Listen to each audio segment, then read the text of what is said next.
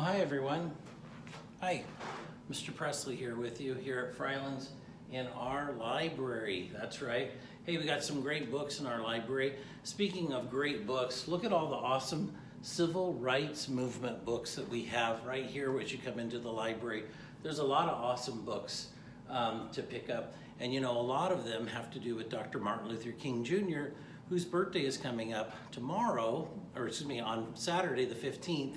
And then on Monday the 17th, we're going to honor Dr. King. We have a day off of school, but it's a day for us to all celebrate and honor his legacy as one of America's civil rights leaders back in the 1950s and 1960s. And oh, look over in the reading spot. I've got some of my friends here with me. Look, you know what guys? Oh, you've got the chair set up for me and everything. You're wanting me to read? All right. You'd like for me to read one of our books? You know what I found? Hi, guys. You know what I found?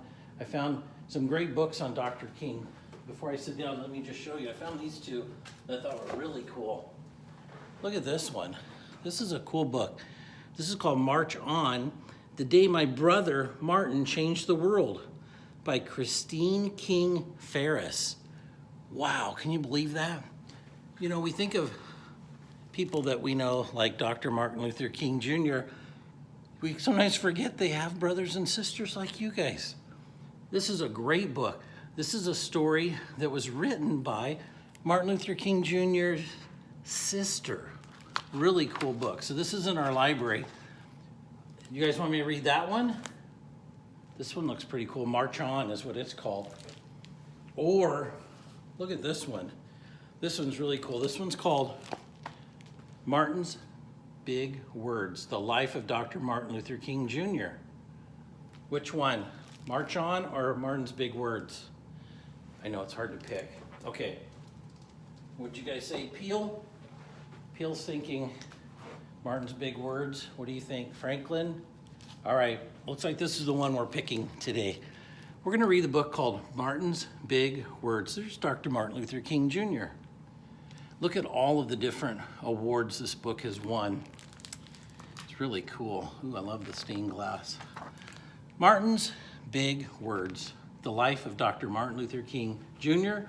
by Doreen Rappaport, illustrated by Brian Collier.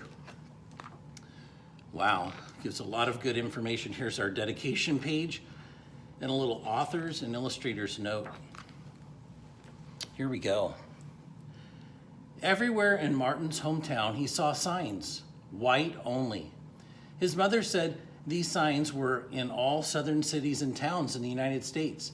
Every time Martin read the words, he felt bad, until he remembered what his mother told him. You are as good as anyone.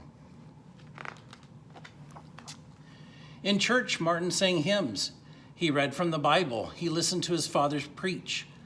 These words made him feel good. When I grow up, I'm going to get big words too.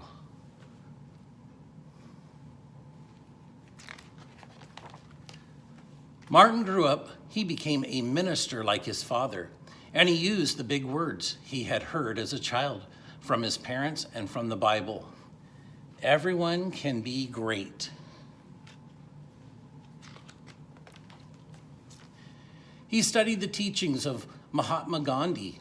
He learned how the Indian nation won freedom without ever firing a gun. Martin said love when others said hate. Hate cannot drive out hate. Only love can do that. He said together when others said separate. He said peace when others said war.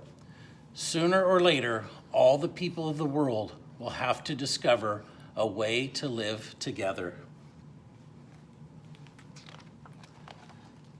In 1955, on a cold December day in Montgomery, Alabama, Rosa Parks was coming home from work. A white man told her to get up from her seat on the bus so that he could sit down. She said no and was arrested. Montgomery's black citizens learned of her arrest. It made them angry. They decided not to ride the buses until they could sit anywhere they wanted. For 381 days, that's over a year. For 381 days, they walked to work and school and church. They walked in rain and cold and in blistering heat.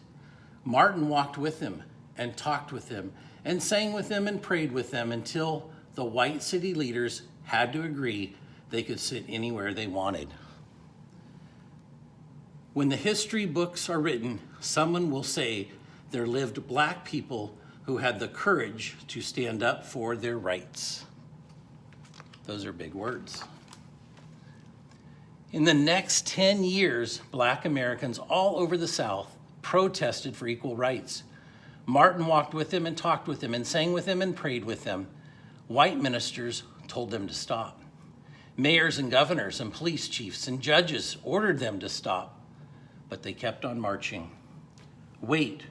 For years I have heard the word wait. We have waited more than 340 years for our rights. They were jailed and beaten and murdered, but they kept on marching. Some black Americans wanted to fight back with their fists. Martin convinced them not to by reminding them of the power of love. Love is the key to the problems of the world.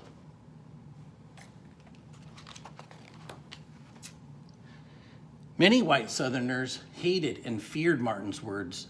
A few threatened to kill him and his family. His house was bombed. His brother's house was bombed, but he refused to stop. Remember, if I am stopped, this movement will not be stopped because God is with this movement.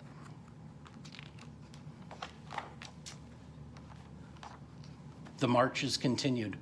More and more Americans listened to Martin's words. He shared his dreams and filled them with hope.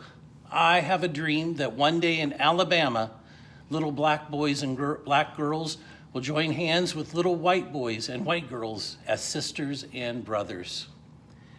After 10 years of protests, the lawmakers in Washington voted to end segregation. The white-only signs in the South came down.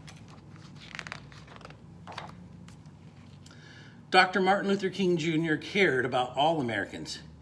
He cared about people all over the world, and people all over the world admired him. In 1964, he won the Nobel Peace Prize. He won it because he taught others to fight with words, not fists. Martin went wherever people needed help. In April 1968, he went to Memphis, Tennessee. He went to help garbage collectors who were on strike. He walked with them and talked with them and sang with them and prayed with them. On his second day there, he was shot. He died.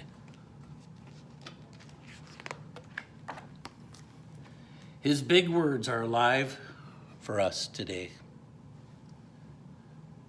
Freedom, peace, together, I have a dream, love.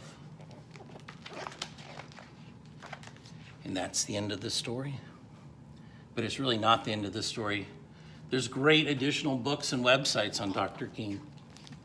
But these are Martin's big words that continue to this day. How'd you guys like the story? Pretty cool? I loved it too. Hey, you know what? There's a lot of great books in our library, not just Martin's big words or March On. There's a lot of them. I hope you get a chance to read those books and share about the legacy of Dr. Martin Luther King Jr. All right, you guys ready? We're going to read another one. All right, let's read March On. You guys ready? The day my brother Martin changed the world. This should be good.